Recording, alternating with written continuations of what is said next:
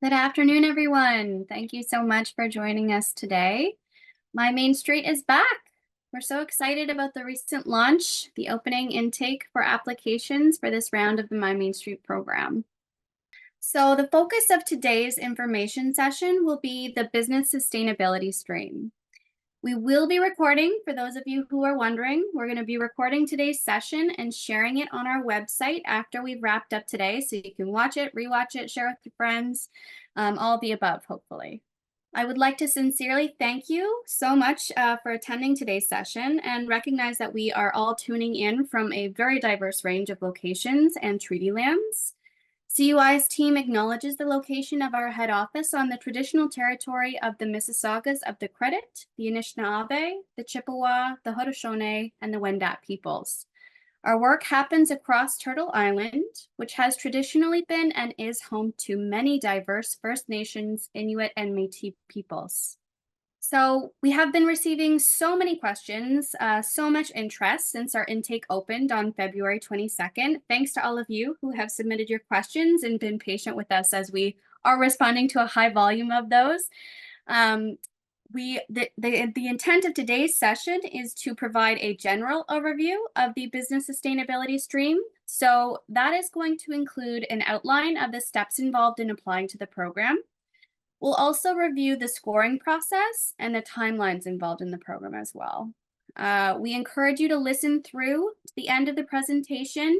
I know you all have burning questions, and we will have an opportunity for a question and answer period following the presentation, where we will address those general questions.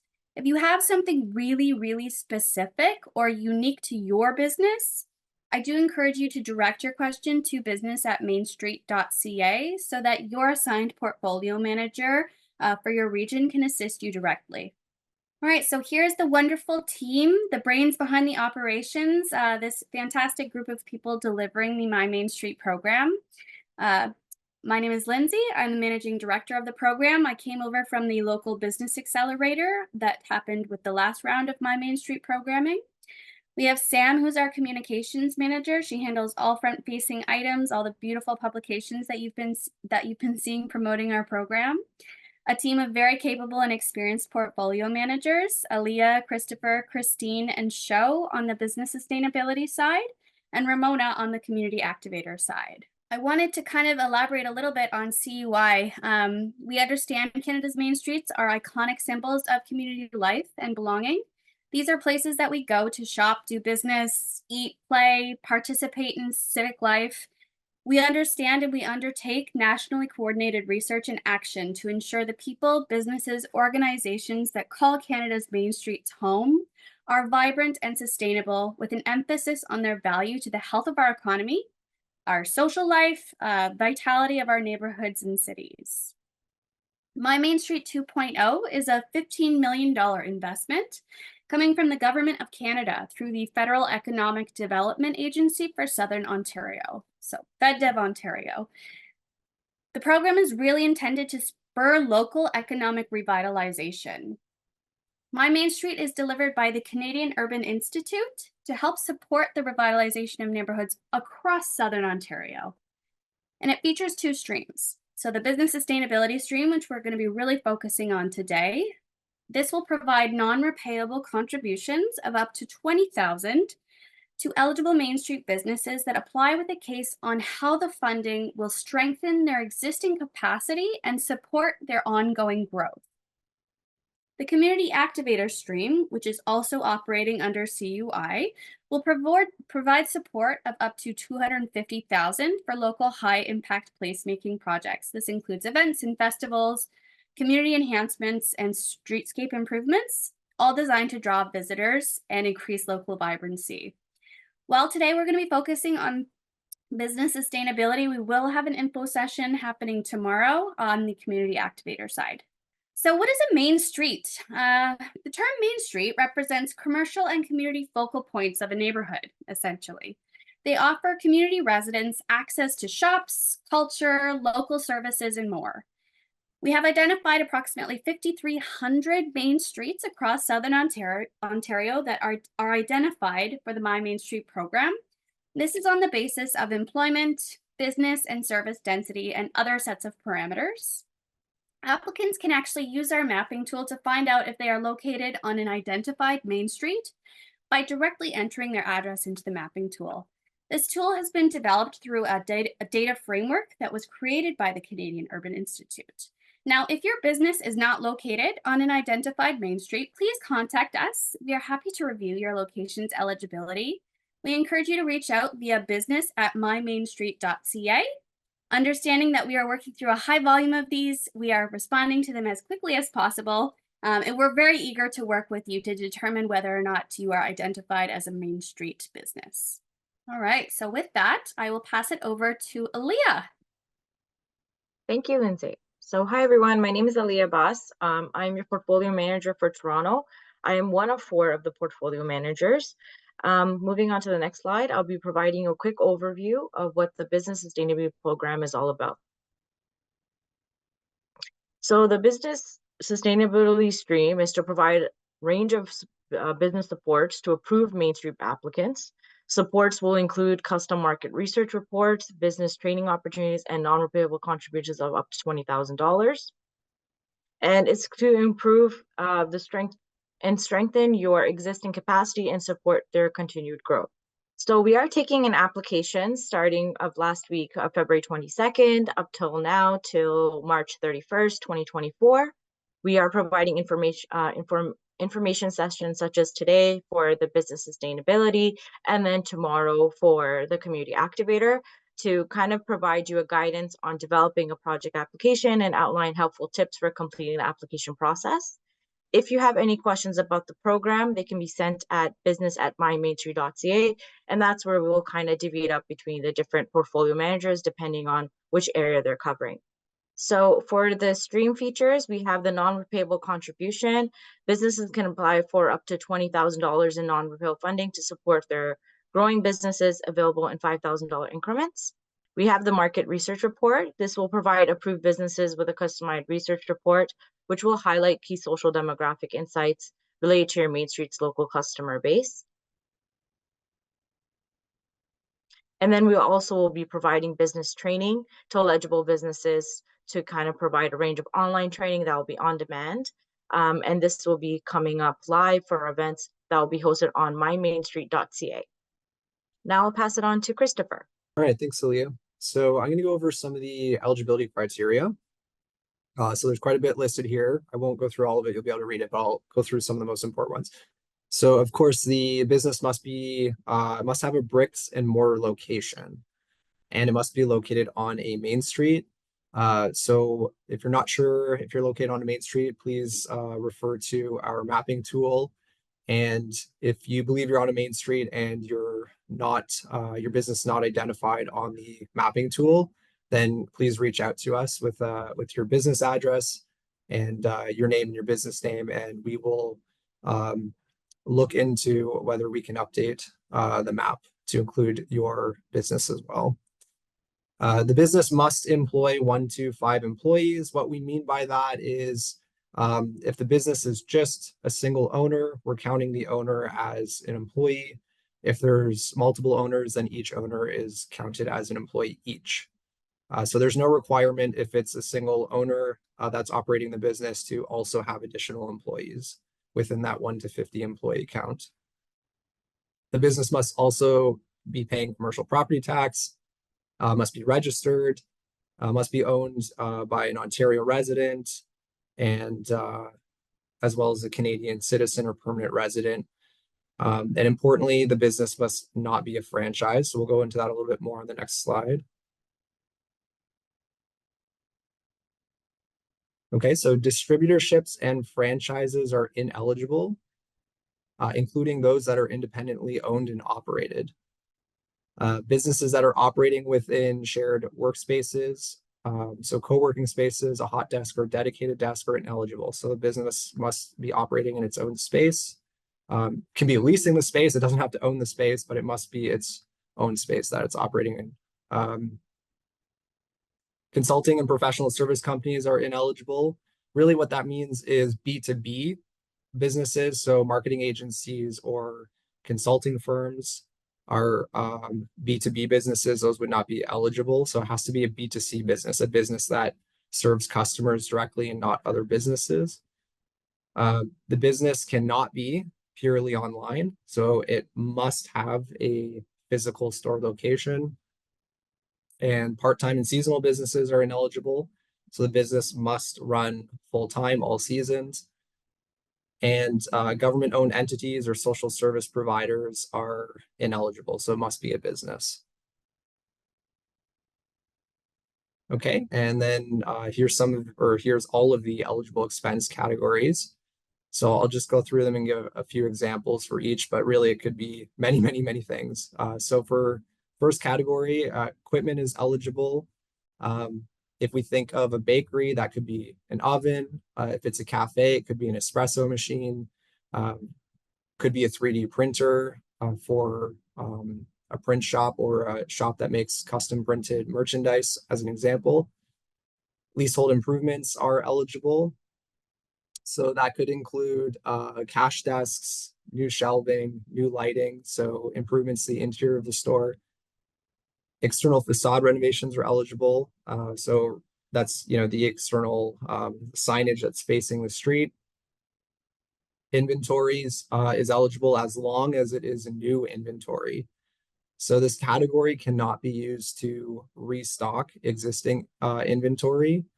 It also can't be used to bring in like new brands, let's say, of existing inventory. So if a business is selling nail polish, then you can't use this category to just bring in some additional brands of nail polish. It has to be a net new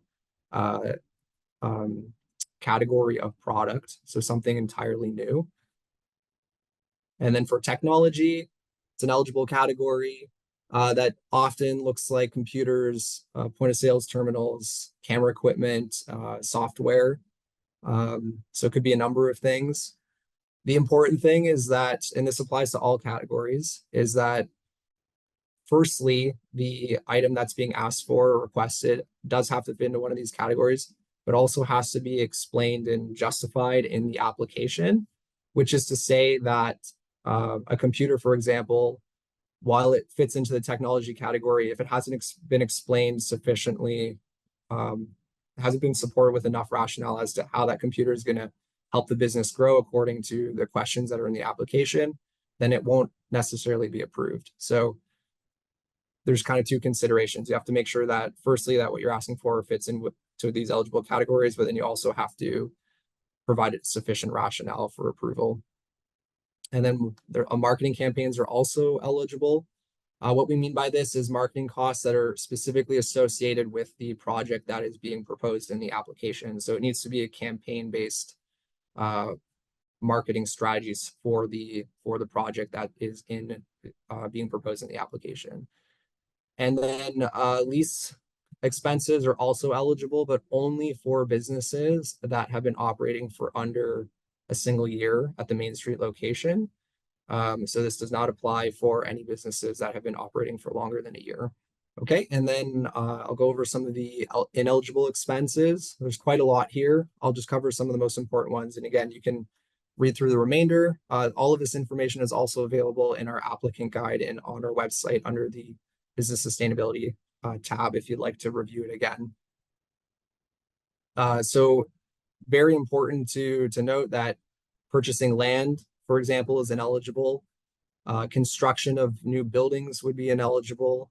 Using the funding to cover overhead or operating expenses is ineligible. Purchasing a vehicle is ineligible. Staff wages, this is a one that gets asked a lot. Staff wages are ineligible.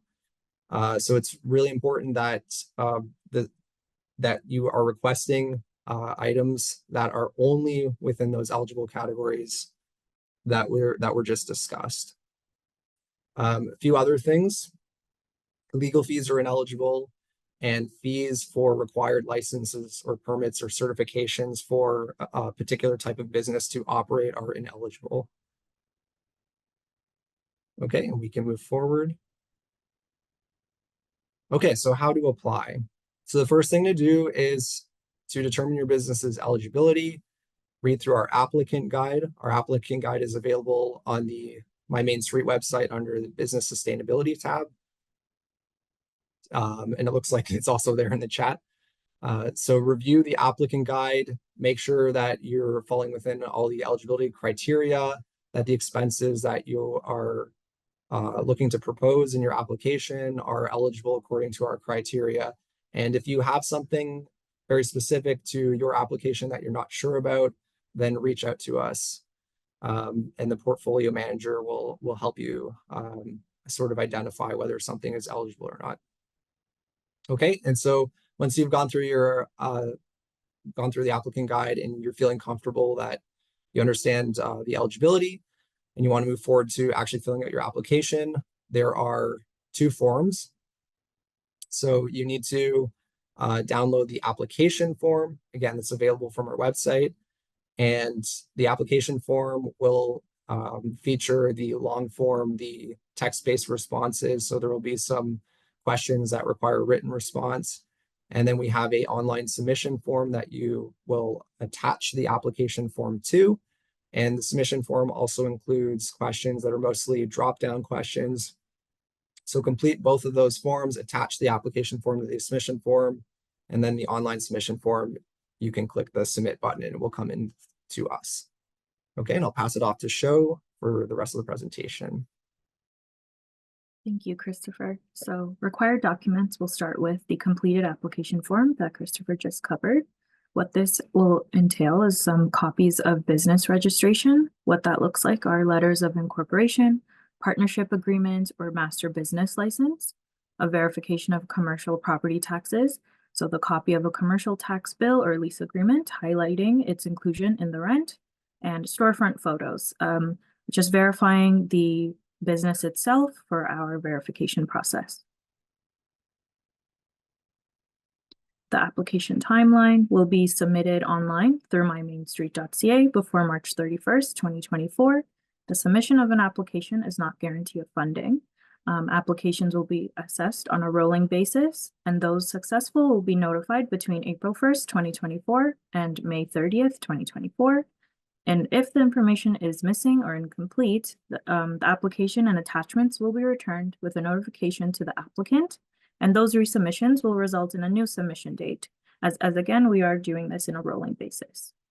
And the application assessment, each applications for the business sustainability stream will be confirmed for eligibility and evaluated on this following criteria in relation to their identified business need.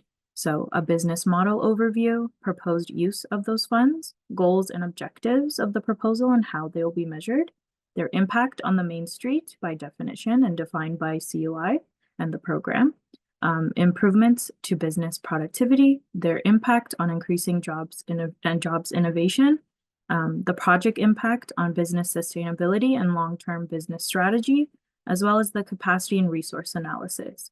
Once these applications will be scored on this following criteria, they'll be assessed for equitable regional distribution, rural distribution, and also the traditional underrepresented and equity deserving groups. Payment and reporting portion of this application, once all those required documents have been submitted and verified, those approved will receive the initial advance of 50% of their total contribution with 50% holdback, pending on their submission. And once reviewed through their interim report and supporting documents, each portfolio manager will connect with you, and then we'll move forward from there. Those participating will also need to submit a final report. Once all those funds have been expended, it's expected that participating businesses will share their business in the My Main Street communications to receive those payments.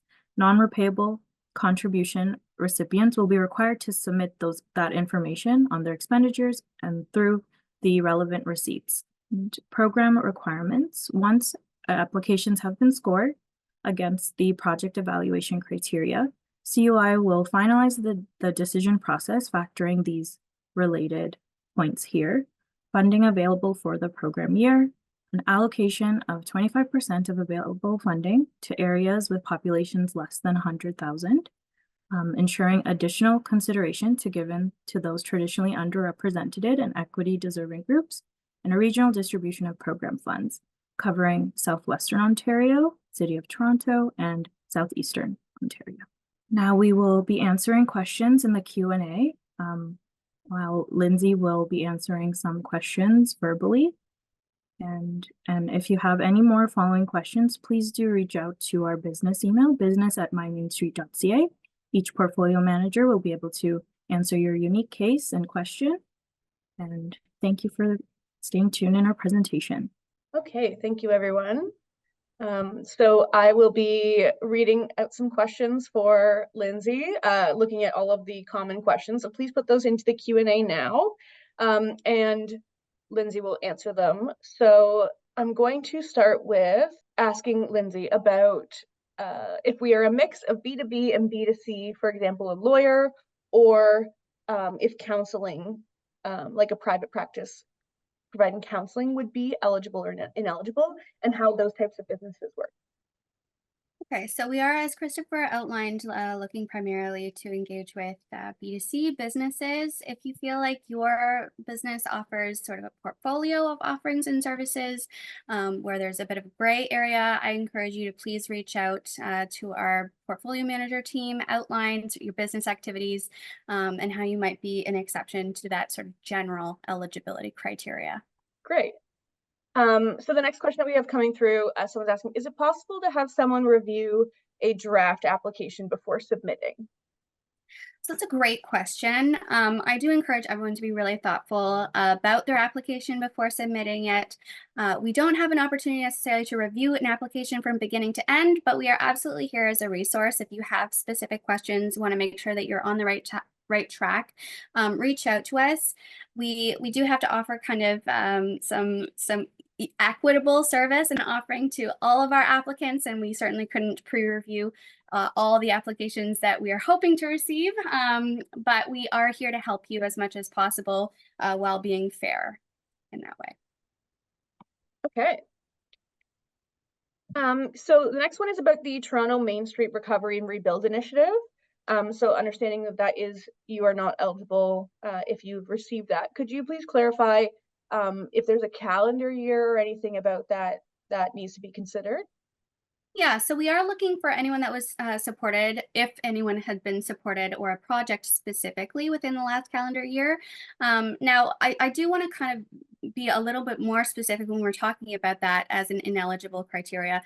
We don't want to fund the same projects necessarily that were supported by that pool of funding. So if you are a recipient of that funding, but you have a new project, a net new project that you would like to propose to us, certainly do feel encouraged to submit your application for that new project. Okay. So it could be a new project, you're saying? Correct. Okay. Okay. So can you please expand on the order of how applications will be processed? So the question is, will the applications be processed in the order they're received, or would they be reviewed only after the deadline is met? So we will be assessing applications on a rolling basis. However, we will not be announcing any approvals until April 1st. So once applications close, that really gives us an opportunity to do a check and balance that we are hitting all the distribution priorities that we have in place. So that includes equitable geographic distribution. We're looking to support 25% of our recipients from rural areas, as well as up to 50% to equity deserving groups. So that's something that we're going to do before we release any approvals or make any final decisions on approvals. Okay. Okay. This was covered in the presentation, but maybe you could expand on it again. Someone is asking about the definition of a main street for a local business. And I'm also going to ask who's putting stuff in the chat to put that definition in there as well, please. Perfect. Okay, so CUI has actually developed a data framework that has supported the decision-making around identifying main streets in our mapping tool. That being said, if you find that your business is not located on an identified main street, please do reach out to us with your address and your business name that we might consider the eligibility of your business. It is something that we're certainly open to having the discussion around. So please feel encouraged to reach out to us and we will have that discussion with you happily. Okay. I'm just going through here to see that what we're answering and who's answering in the chat. Okay. Can you expand on if employee costs are eligible? Some people are asking various questions about employees, but maybe you can generally answer that. Sure. So the cost of labor and wages is not an eligible expense for this project or for this stream of the program. Okay.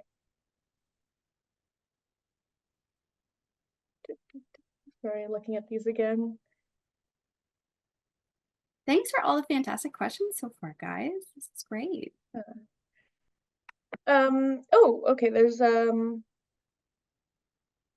okay, so someone is asking about like the tax implications of receiving this grant, if there's any interest rates, when they would have to pay, kind of how the money is distributed. I do know we briefly touched on it, but we could expand on that one more time. Sure. So this is non-taxable. This is what we call a non-repayable contribution. So you will not be taxed on it. There is no interest. There's no payback situation as long as you're upholding and submitting all of the required documents and receipts, which will be outlined for you very plainly in your funding agreement should you be an approved recipient of the funding. The money situation, the payment structure typically will be a 50% advance of your total contribution amount. So for example, you apply for the $20,000 contribution. What would happen upon approval is that we would advance you that initial 50% once we have all of your signed documents in place. You would have a set time to spend those funds.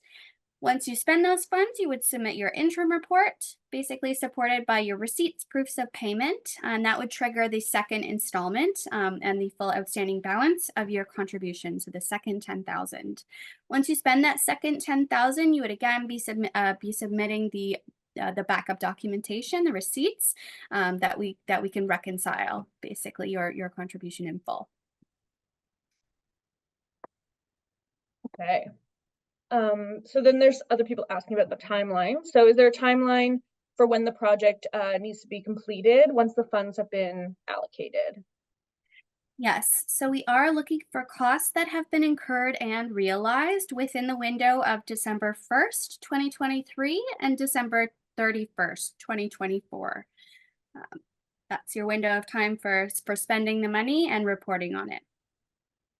Mm-hmm. Okay, and reporting on like impacts of that as well. So Yes, you likely want it to be ahead of that. Certainly. You'll have your own timeline that's sort of customized based on when you are approved for the funding, and that will be broken down in your funding agreement.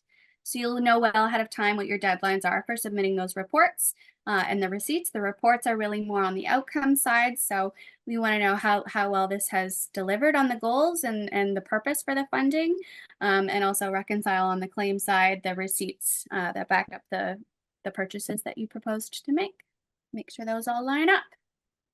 Okay. Are BIAs eligible for the business sustainability stream? So no, BIAs are going to be eligible for the community activator stream program. Mm-hmm. Okay. I don't know if there's a possibility to throw the link or for the info session that's happening tomorrow, but there is an info session happening tomorrow on the community activator. So we encourage you to definitely attend that. Mm-hmm. And yes, exactly. There's a question that I'm going to answer. So does advertising qualify under marketing? Absolutely. So a marketing campaign would have to have a beginning and an end, a specific goal. It's actually quite descriptive in the applicant guide of what falls under that. So yes, advertising falls under marketing. Okay, so someone's asking for an example of like a copy of registration. Would an HST number suffice? If a company, like, does the company have to be incorporated? Can they just have an HST number? Maybe we can check that. Yeah, we do want your HST number. We're looking for your master business license, a copy of your registration, your incorporation papers, if that's what you have. There are a list of possible documents that will suffice in that regard in the applicant guide. So do check it out. Okay. Some repeated questions here, so I'm just going through them. Sure. Okay. These are great questions. Yes. There's some people asking about how things qualify as under a year for lease payments. Could you expand on what that means, if it's like when they get their lease, or if it's their business's incorporation date, what that looks like for this program? So it would be the date at which you opened your doors at your brick and mortar location. So that's really what we're looking for in terms of eligible lease payments. Does that answer the question? Yeah, so when you open your doors. Basically, at that location, yeah. Perfect. And then I think there's still some people who are unsure if they should be here or with the community activator stream. So ultimately the business sustainability stream is for one business, and it's generally B2C businesses. And then the community activator is for more groups. So anything that has to do with multiple businesses. Is that correct? Yeah, sort of community driven projects. Yeah, you're correct. Community organizations. We want those projects on the activators. We'll elaborate quite a bit more tomorrow, but for the sake of clarity today, we're looking for a project on the community activator side that is located. The project itself is happening on a main street, but the proposal, the application can be submitted by a community organization that's looking to host their event or their activation on a main street location in their community. Okay. There are some questions here that are a bit more specific, so if we're not answering them, it is because I'm waiting for a portfolio manager to try to answer them, or they may just be too specific to your business and you're going to be pointed to the business@mymainstreet.ca email, because some of them require follow-up questions. We can't kind of just give a yes or no or a straightforward answer without digging in deeper to what you're asking. Some of them just don't have enough detail for us to do that. So the next question is asking where they can find the recording of the community activator stream information session. On our website at mymainstreet.ca, under the information sessions is where that will be uploaded. That's not going to be emailed out, it's just going to be uploaded for you to access directly there. Okay. Share with your friends. Yeah, someone else is, maybe you can reiterate franchising. I've just seen a couple further questions. And who is eligible? Okay, so franchises or any distributorship type business is not eligible for this program. Okay. Including those independently owned and operated. Correct. Okay. Okay, some are specific. This is good though. Thoughtful Yes. questions means thoughtful applications. I can't wait to see them. Yeah, okay, so some people are wondering if the funding program might be exhausted or spent before March 31st or like end sooner. So it won't be exhausted ahead of March 31st. We'll be closing applications on March 31st and then making our final decisions between April 1st and May 30th. That's when people will hear back about their applications. If we are oversubscribed, I mean, we have certainly a finite resource here, $6.5 million that we are going to be dispersing to businesses. That once it's spent, it's spent. If we are undersubscribed, there is a possibility for a second intake, which will be later in the year. But as we've shared in all of our materials, we really encourage you to get those applications in earlier and sooner. We do anticipate, with there being great need, that we will have a high demand for this finite pool of funding.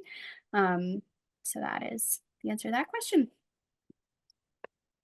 Okay. And how many projects can a business apply for? So businesses can submit one application. So one project, I guess, would be the answer to that. Mm-hmm. Okay.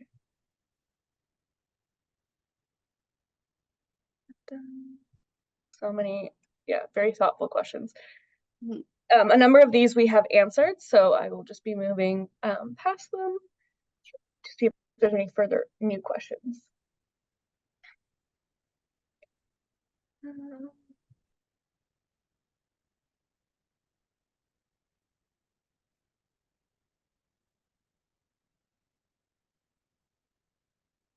Okay, this is an interesting one.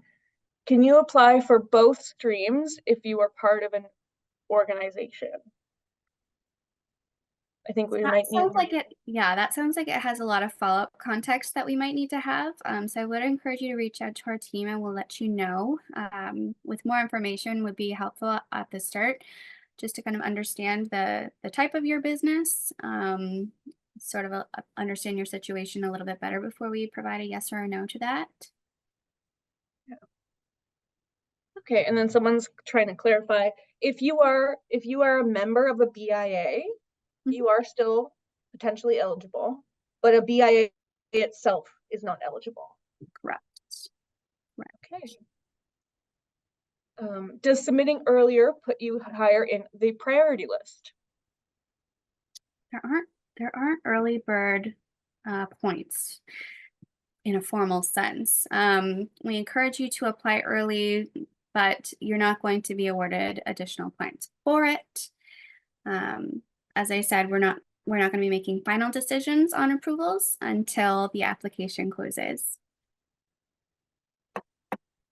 Okay, and can you discuss owner contribution? Some people are asking, you know, if they've been quoted something that's 30,000, how it would work with this grant. I'm so sorry. Could you repeat that? The owner. Can you talk about owner contribution, like if it's required or how that could work, if they're quoted? Sure. So it's not a requirement.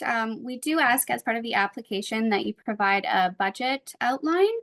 And we are interested to know, of course, any funding that you'll be providing to support the project. It's not a requirement. So we can support up to 100% of the project costs, as long as they are eligible and you provide rationale behind that funding.